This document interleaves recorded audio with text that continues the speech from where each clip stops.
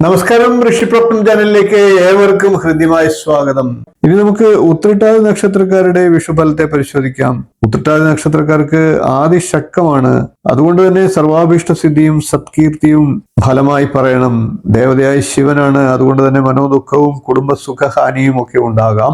ഇപ്പോൾ നമുക്ക് ഉത്രട്ടാതി നക്ഷത്രക്കാരുടെ വരുന്ന ഒരു വിഷു വർഷക്കാലത്തെ സമ്പൂർണ്ണ നക്ഷത്രഫലത്തെ പരിശോധിക്കാം. ഉത്രട്ടാതി നക്ഷത്രത്തിൽ ജനിക്കുന്നവർ മറ്റുള്ളവർക്ക് ഇഷ്ടപ്പെടുന്ന രീതിയിൽ സംസാരിക്കുന്നവരും ശാസ്ത്ര പഠനവും നയവും ഉള്ളവരും ശത്രുക്കൾ കുറഞ്ഞവരും മാതാപിതാക്കളോട് ഭക്തിയുള്ളവരും ധർമ്മനീതികൾ പാലിക്കുന്നവരുമാണ്. ഉത്രട്ടാതി നക്ഷത്രത്തിൽ ജനിച്ച സ്ത്രീകൾ ഭർത്താവിൽ അനുരക്തരും ഹിതങ്ങളെ അനുസരിക്കുന്നവരുമാണ്.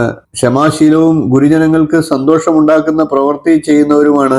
സന്താനങ്ങളാൽ ദുഃഖം അനുഭവിക്കുന്നവരും കാര്യകാര്യജ്ഞാനവും പ്രവർത്തന മികവും ഉള്ളവരുമായിരിക്കും. വ്യാഴം 4-ലും 5-ലും ആയിട്ട് സഞ്ചരിക്കുന്നതാണ്. ശനി 1-ാം ഭാവത്തിലും രാഹു 12-ലും സഞ്ചരിക്കുന്ന കാലമായതുകൊണ്ട് തന്നെ കച്ചവടത്തിലും സംരംഭങ്ങളിലും സൗഭാഗ്യവും നല്ല ഇടപെടലുകളിലൂടെ നേട്ടങ്ങളും സാമ്പത്തിക വ്യവസായ അഭിവൃദ്ധിയും ശത്രുനാശവും വിവാഹം ഉന്നതമായിട്ടുള്ള വിജയങ്ങൾ ഇവ ഫലവും പറയേണ്ടതാണ്. 9 വയസ്സുവരെയുള്ളവരെ സംബന്ധിച്ച് അല്പമാത്രമായിട്ടുള്ള ദുരിതങ്ങളും അതിൽ നിന്ന് മുക്തിയും വിദ്യാഗുണങ്ങളും ലഭിക്കുന്നതാണ്.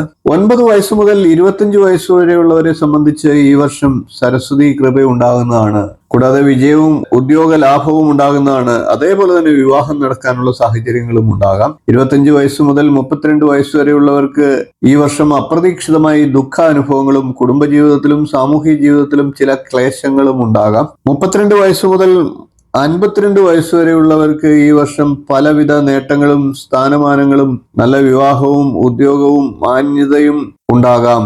52 വയസ്സ് മുതൽ 68 വയസ്സ് വരെയുള്ളവർക്ക് സർക്കാരിൽ നിന്നും ഉപദ്രവവും വിജയത്തിന് കുറവും ഉണ്ടായേക്കാം. 58 വയസ്സ് മുതൽ 68 വയസ്സ് വരെയുള്ളവർക്ക് ഈ വർഷം സദ്ഫലങ്ങൾ ഉണ്ടാകുന്നതാണ്.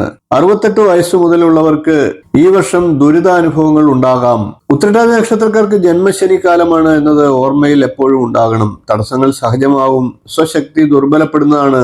അകാരണമായിട്ടുള്ള ഭയം പിടിപെട്ടേക്കാം. സ്വയം ഓരോരോ കാരണങ്ങൾ കണ്ടെത്തി ചെയ്യുന്ന പ്രവർത്തികളിൽ ഒഴിവ് കഴിവ് പറയാനിടയുണ്ട്.